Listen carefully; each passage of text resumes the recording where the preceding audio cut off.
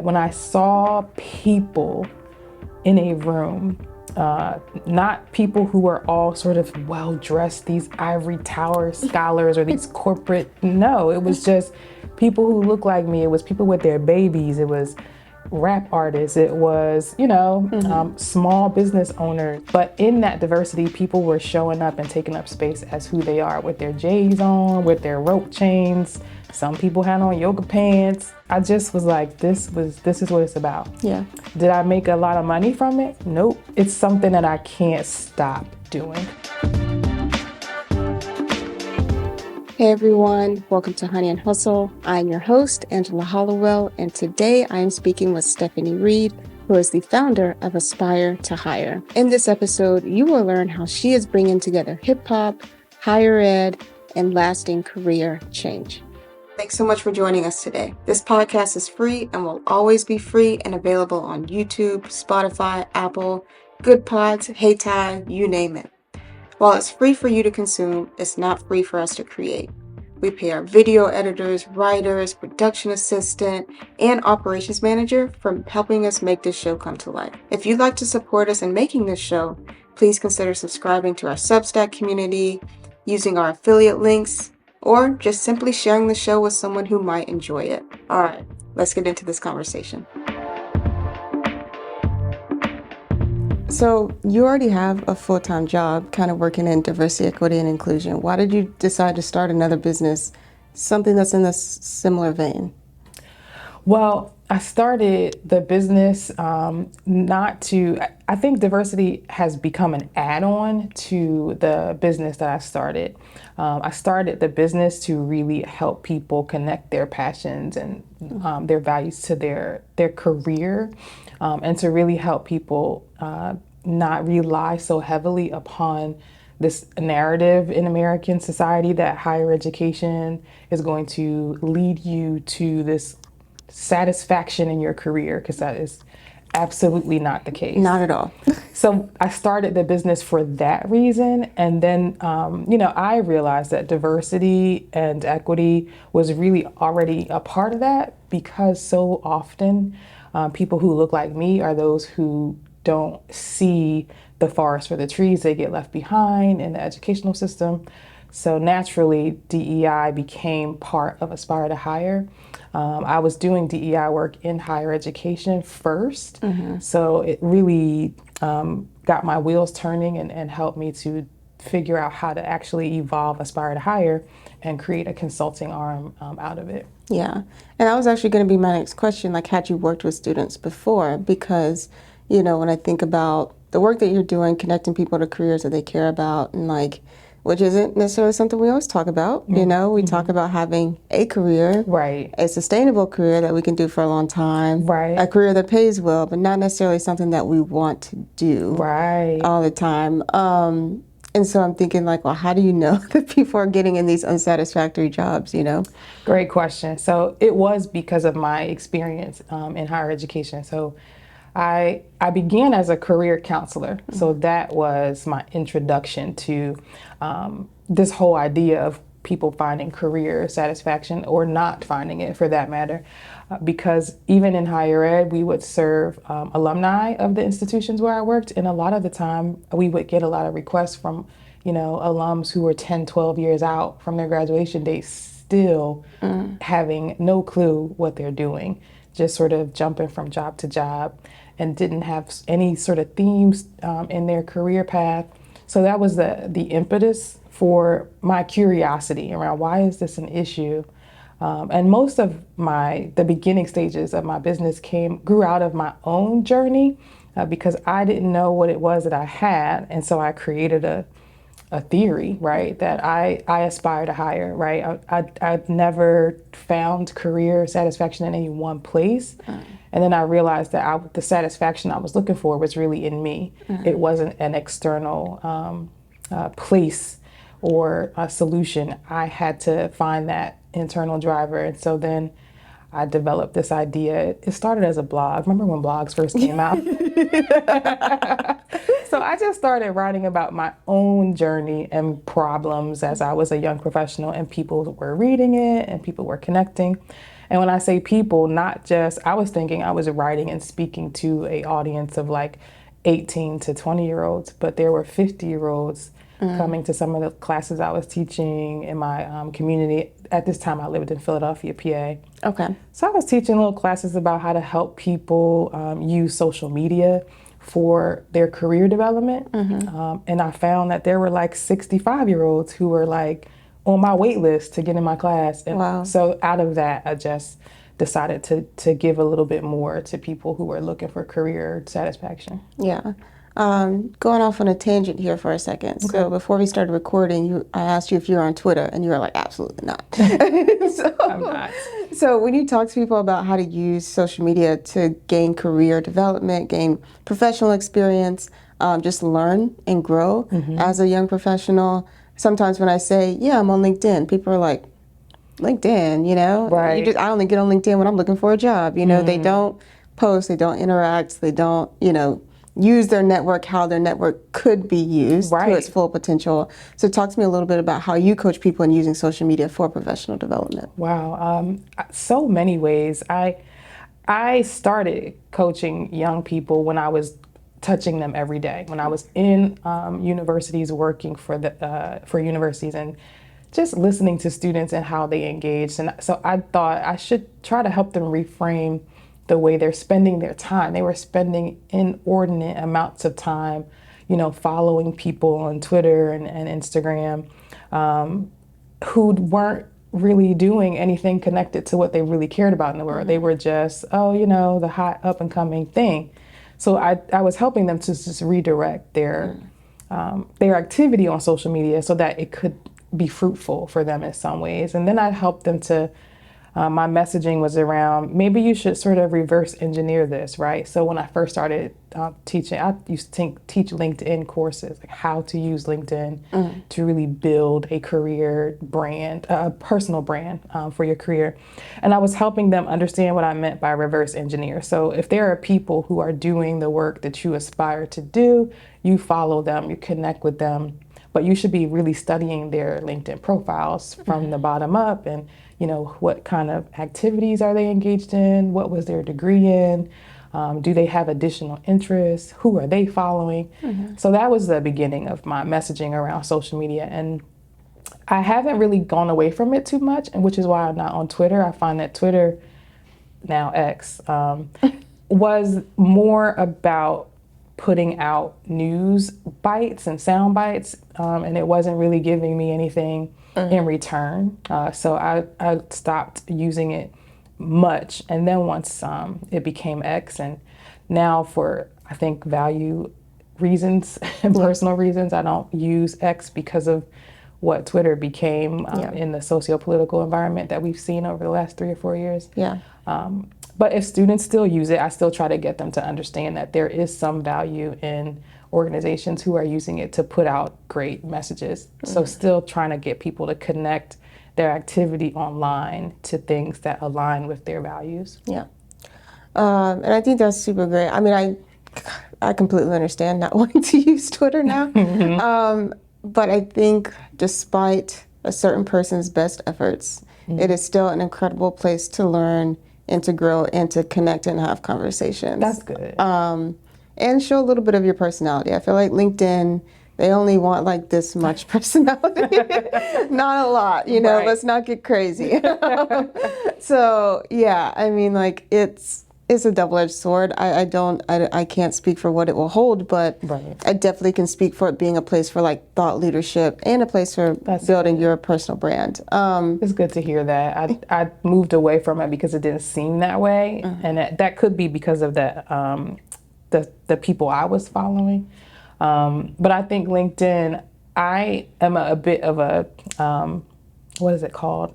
I'm a rebel. So even on LinkedIn, I give personality. I talk about hip hop quite often. I talk about things that matter to me personally, as well as what I'm up to in my like 9 to 5 or what my career journey is. I definitely think LinkedIn, just because right now, and when we think about work in the workforce, there's so much discussion in work about belonging. Yes. And people's integrity. And so if that's the case, I should be able to show up on LinkedIn the same way I show up when I'm, having a drink with my friends. Yeah. My language might be slightly different. Yeah, definitely. But I'm still speaking about the same issues because they matter whether I'm at work or whether I'm at the bar. Yeah, no, that's fair. Like Twitter, for example, like today, like I would freely post that we're doing this recording, right?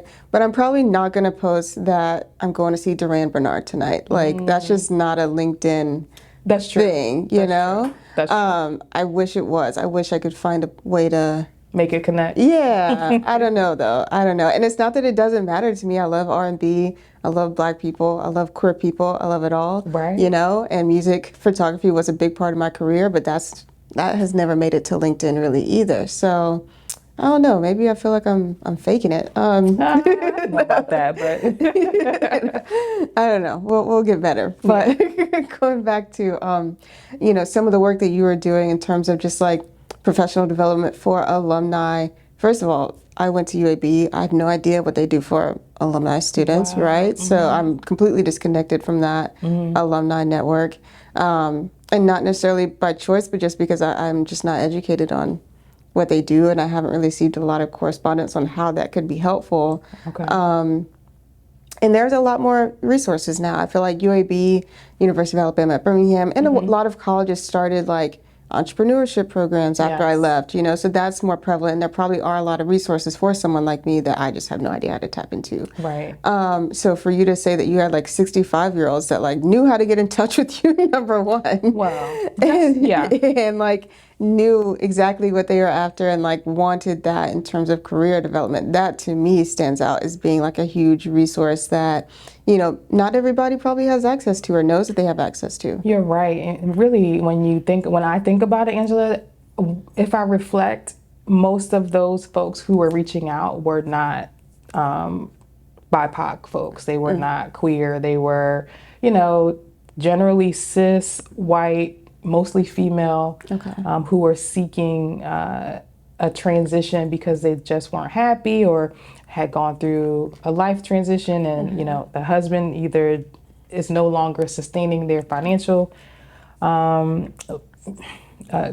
life, right, for lack of a better word. So when I think about it, it's unfortunate that there were, even at that time, because that was a long time ago, I'm aging myself, but I haven't been in higher ed for a little bit, and I definitely haven't been in career in a while, but students who look like us, who might be, identify as hip hop heads like myself, or, people who were queer, they weren't coming to the career center. And I think that actually is probably why my career transitioned from the career centers to offices of diversity, equity, inclusion. Yeah. Because students would see me on campus in other places and they would connect with me and they would be like, where can I find you? Right. Like, I love the way you, pour into me, and like I look up to you. Can I come see you, on my lunch break? And I would say, sure, I'm in the career center. And then they'd be like, oh, it's so quiet up there. It's boring.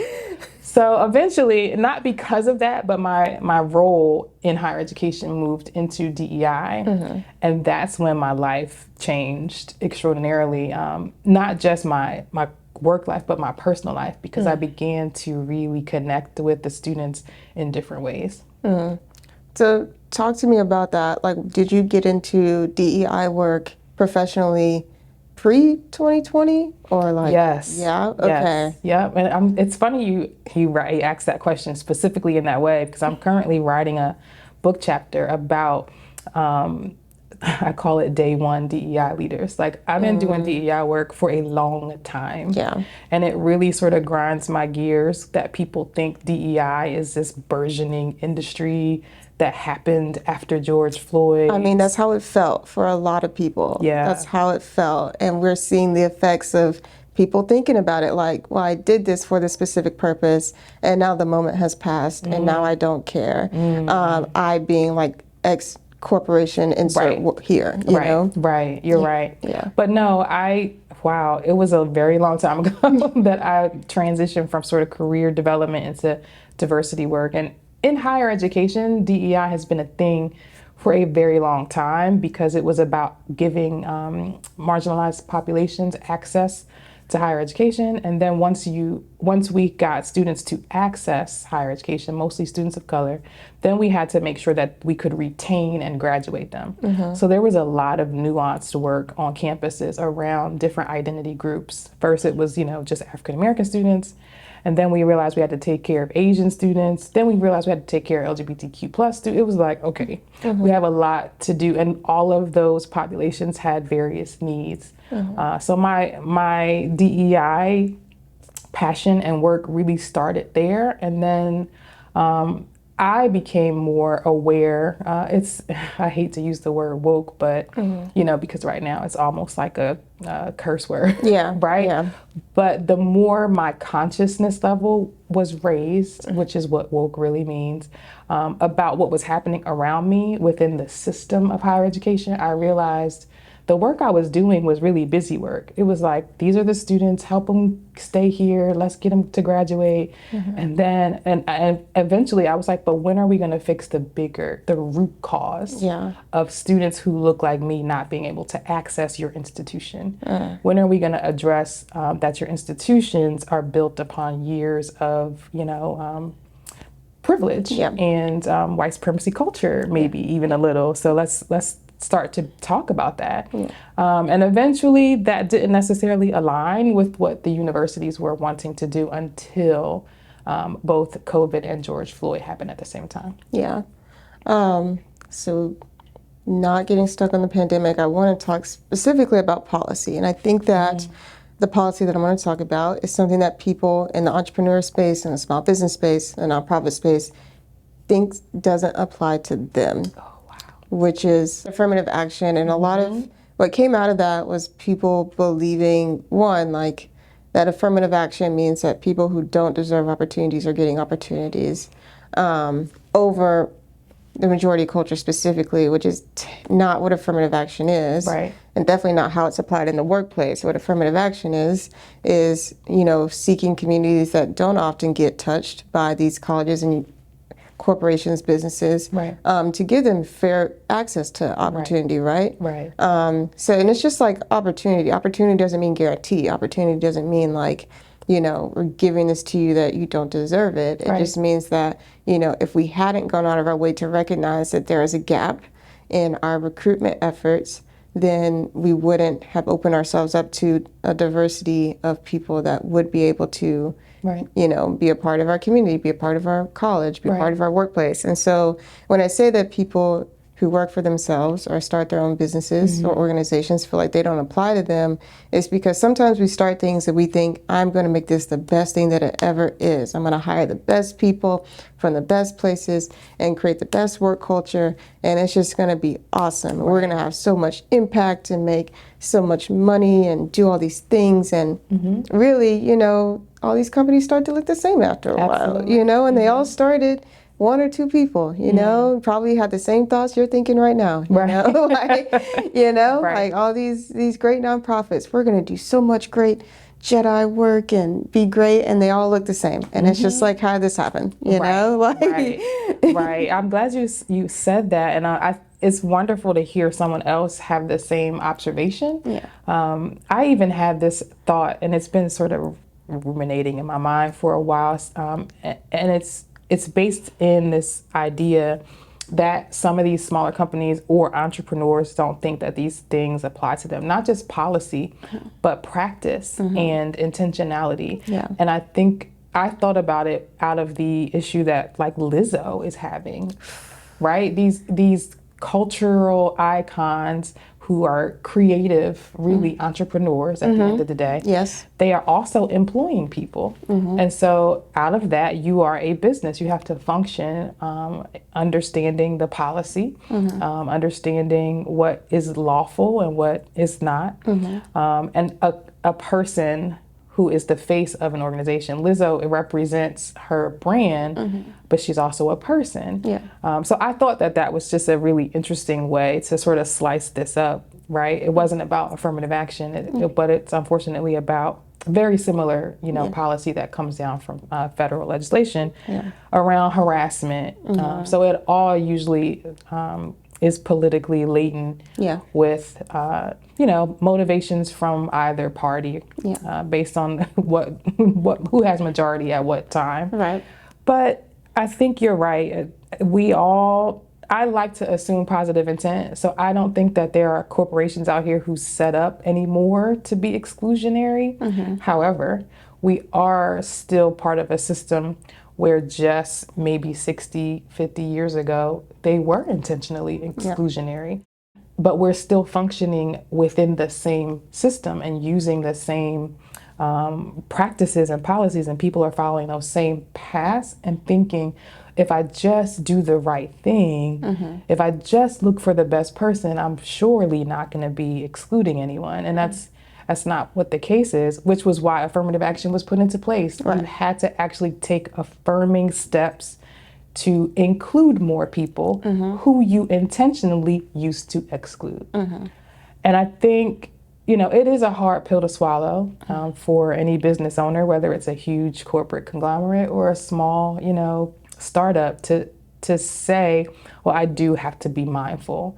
None of us want to think that we're doing anything that could be seen as exclusionary or, God forbid, racist. Yeah. But sometimes unknowingly, because the systems that we're built upon, it's hard to extrapolate, right, the cultural norms that we have had embedded in us for so long that may be perpetuating discriminatory behaviors. Yeah, no, for sure. And I just take that on like a smaller scale, you know what I mean? Like a lot of people are starting organizations, starting businesses that have no experience in hiring. I didn't have any experience hiring people, right? And not just hiring, but also like, how do I create an environment where they feel comfortable? No matter who they are, number one, and where they feel like they can say, hey, I need to take some time, something happened, just small things, but also big things like, hey, like something happened in the news and that's really affecting me. And like, that's also really rough. So like from the small things like family that we all understand to like the big things that are happening in media that, happen to people that look like us. I mean, like, how do we accommodate for both of those things, but also say like, well, also I'm paying this person and I need to, I need certain things done. Like how do we build infrastructure for those things, right? Because that can be like really difficult and just at least a problem I know I've had, and thinking about like, well, how do I approach this? Is it really that this person is just like taking too much time off of work or do I just not have the systems in place for them to take a day off of work, which is like a completely different thing. It is. Yeah. And the fact that you are asking the questions that are internal, right? What is it about my system or my way of doing business that perhaps my colleague or employee didn't feel comfortable asking or, waited so long to ask, right? If you ask more reflective questions, then it leads to better, I think, engagement and, evolution as brands and organizations. If you just keep doing it, and it can be tricky because when you're trying to build something, right, sometimes we get head down, we're just busy doing.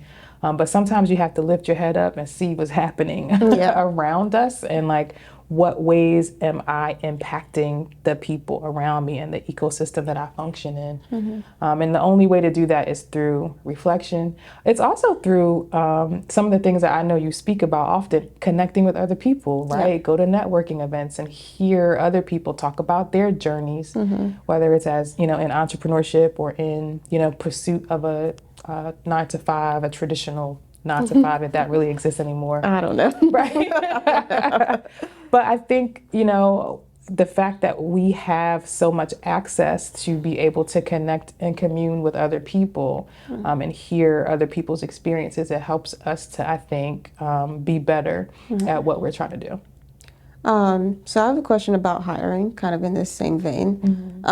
So I'm looking at, the 4-day work week that has become a very popular model that organizations have, tried to implement, some successfully, some not. Right. I'm looking at this increase in workers who want benefits from an employer, right? Which is very hard for entrepreneurs to offer. Yes.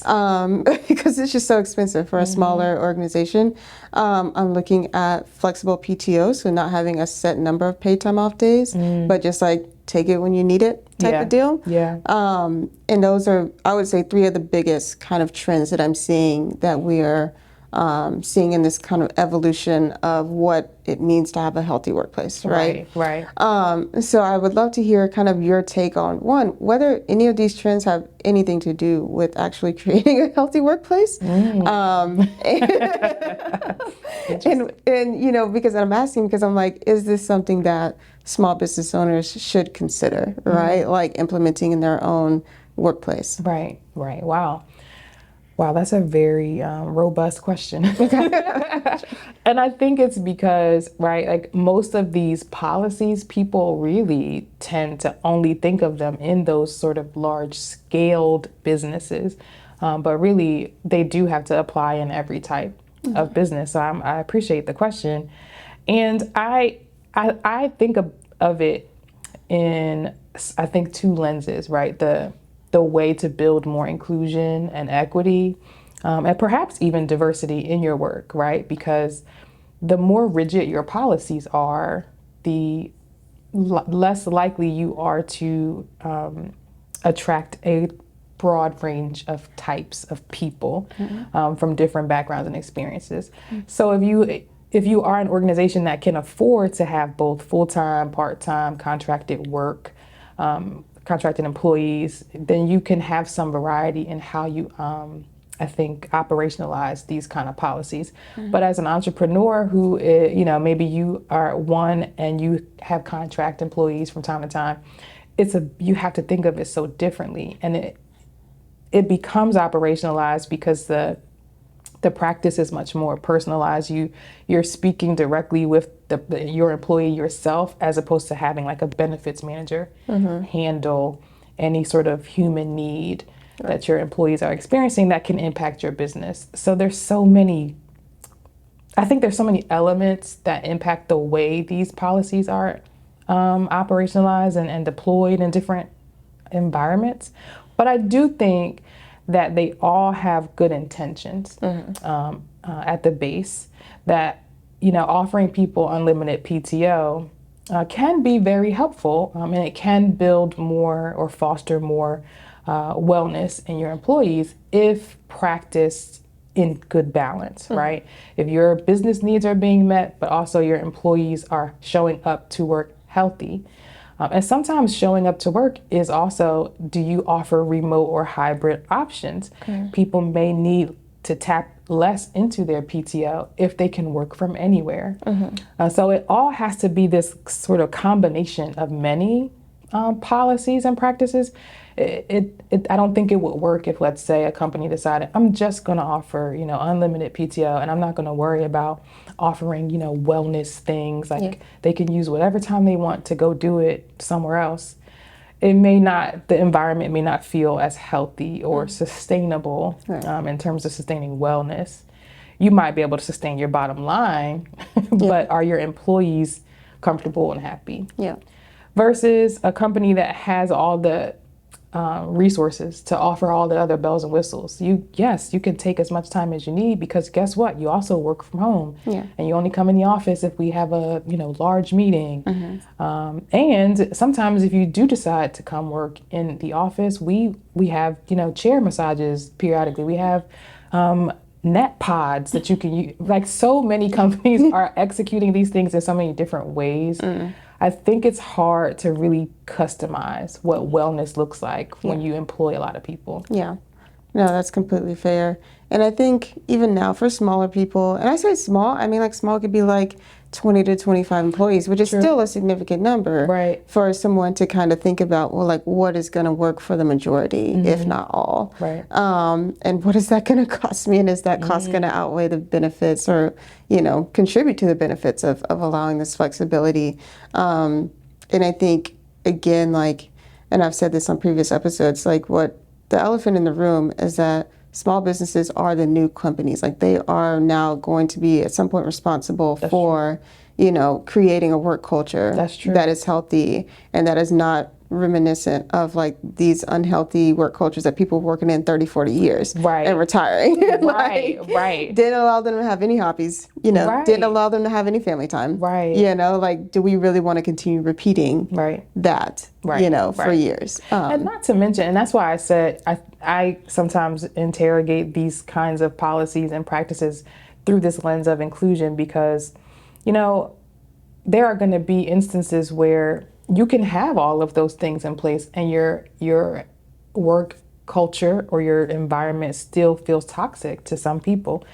So there are some things that are intangible, or not that they're intangible, but they could perhaps be more about the ways people experience working at your company, and not that your company doesn't have the resources that people can tap into. Because there are some really fantastic companies. I think Google is a good example of a very large scale organization that does have all of the wonderful, you know, bells and whistles, and really it's usually propped up as an example of a great, diverse, and inclusive organization, and, you know, very different place to work. It's the best place. However, all of a sudden, all these different articles come out about how there are certain people, most of them tend to be marginalized in one way or another, or hold a marginalized identity of some sort. They don't experience working in that environment the same way as maybe the majority. And now it could be about socioeconomic status, it could be about gender, it could be about sexuality, in terms of how they experience working there. Do they feel connected? Are their ideas valued and even welcomed in the workplace? And that comes through people's actions. Yeah. And those actions being, I think, people have to be held accountable by the company through policy. Yeah. So it's, like I said, it's such a Yeah. mishmash of so many things. Yeah. Policy is not going to fix an issue of exclusion or you know, building a great workplace alone. Yeah. Nor is just, you know, creating great interpersonal relationships. There has to be a combined effort. Yeah. Yeah. I don't know. It's interesting that you brought up Google, because I distinctly remember the article where during George Floyd, they hired a DEI, it was a woman. They hired a minority woman to be their chief DEI officer. And she did her job. She did some studies. She talked with, a plethora of people. She came back with recommendations. And apparently Google didn't like those recommendations, because she came back and she was logged out of her email account and she was promptly fired. Wow. So it was actually a pretty big scandal. And that happened within the span of like 5 weeks. So it's actually pretty bad. Wow. So they have definitely gotten some flack for how they've actually handled feedback. And I really want to know, like, when people that have come to you or that you know of that you've worked with in Aspire to Hire, and have they've expressed feedback for like maybe creating an environment that would be better and more conducive for a healthy work environment, like, you know, when that is not well received, and like maybe some advice for people who, like, you know, are starting their business, you know, and they want to get feedback from people they work with, but maybe they don't always know how to receive that in the best way. I would love to hear your thoughts on that. I hope I understand the question appropriately, but I think at the end of the day, it's all very relative to how leadership in whatever organization matches their operations to not just their business need, but the needs and requirements even of their employees. And there's not always going to be agreement or even utopia. It's just not going to exist. Because I don't think that Google set out to be this company that ended up doing DEI in the wrong way. Because I don't know that I heard about that particular story, and maybe I did, but because there's been so many stories about Google in the DEI world, they had some internal issues around diversity before George Floyd occurred. And it wasn't really always racialized. It was more specific to like gender, hiring practices and promotion and exposure and access for women in the company. That's one story that stuck out in my mind about Google. But since there have been, several. Yeah. So it's less about, I think, individualized need and more about, I always talk about in Aspire to Hire, at the end of the day, the experience of your employees, no matter your brand messaging, is your brand. If I work for Honey and Hustle and I hear what it's about, I see what's written, but the way I experience working with you, not just for you, but with you and working in the environment, if I leave it with this narrative that they're not doing what they're saying on the website and it's actually then that becomes sort of a parallel brand representation that you may or may not be aware of. And I think all companies are at risk of that. Yeah. So it's best to try to engage your employees while you have them. A lot of the time companies rely on exit interviews to find out what they're not doing well. And at that point it's too late. Right. It's not that you can't use the data, because companies do use the data.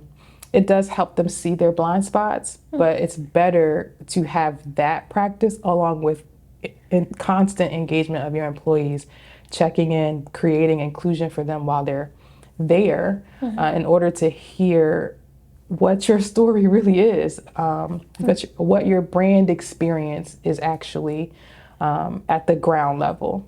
I think that's a big part of it, that people tend to think I have all the things I'm supposed to have.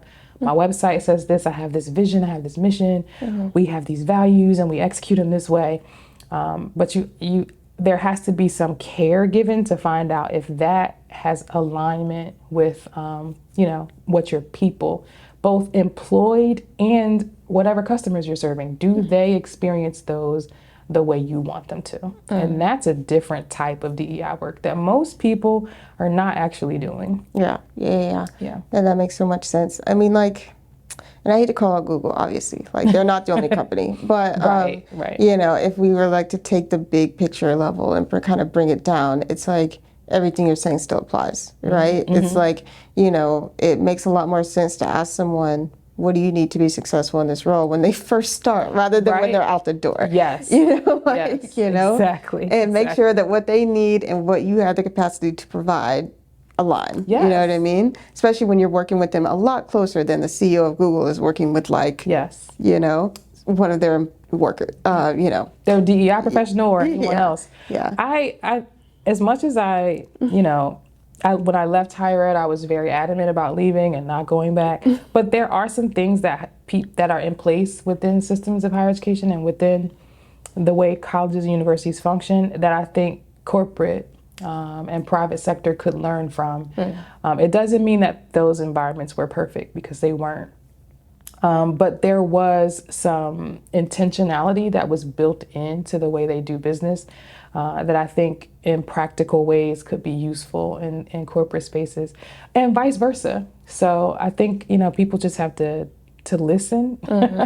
And that's the one time that I might use a little bit of slang, y'all need to start matching energy, right? If your employees are saying something ain't right, I need you to match that energy and ask them, what's not right? What can I do? What you right? Yeah. Just y'all get together and figure it out. Yeah, basically. Yeah, for sure. So before I let you get out of here, I have a couple rapid fire questions for you. Oh, I like rapid fire stuff. Okay. So what is your favorite tool or business resource that you find yourself constantly recommending? Wow. LinkedIn.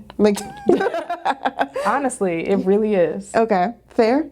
I'll take that. Describe your brand in 3 words. Wow. 3 words. Community, aspirational, mine. Oh, and that's all that matters, isn't it? What is your biggest accomplishment as an entrepreneur? I would say connecting my my business to community. And when I say community, I mean, one part of my business is community engagement, and that looks like, I have these events. One of them is a hip hop symposium.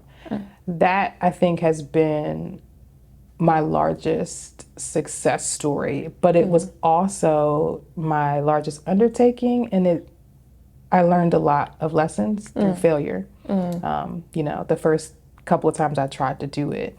So I would say that community engagement, because once I did execute one that was literally just out of my own mind, it was not connected to any other organization. I wasn't sharing the spotlight with another brand. It was just my idea from soup to nuts. And it didn't go perfectly, but when I saw people in a room, not people who were all sort of well dressed, these ivory tower scholars or these corporate, no, it was just people who looked like me. It was people with their babies. It was rap artists. It was, small business owners. It was also some really high level sort of broadcast folks. So it was just a room full of diversity.